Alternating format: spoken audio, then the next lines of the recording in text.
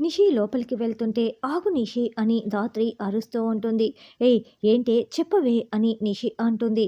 నువ్వు నాకిచ్చిన మాట మర్చిపోయావా అని ధాత్రి నిలదీస్తూ ఉంటే ఏం మాట అని నిషి అంటుంది. అందరి ముందు ఇచ్చిన మాట, నువ్వు ప్రెగ్నెంట్ కాదని అందరికీ చెప్తానని చెప్పావు కదా అని ధాత్రి ప్రశ్నిస్తూ ఉంటే ఇప్పుడా అని నిషి అంటుంది.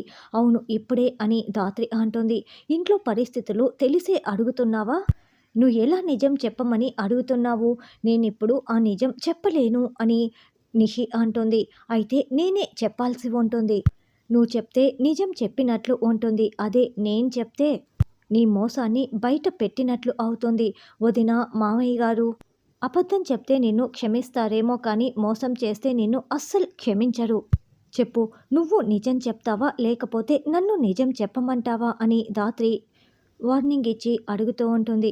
అయ్యో ఏంటిది, నన్ను ఇలా బ్లాక్మెయిల్ చేస్తుంది, ఇప్పుడు ఏం చెప్పి తప్పించుకోవాలి అని నిషి ఆలోచిస్తూ ఉంటుంది. మరి ధాత్రి బయట పెడితే నిషి పరిస్థితి ఏంటి అన్నది రానున్న ఎపిసోడ్లో తెలుసుకుందాం.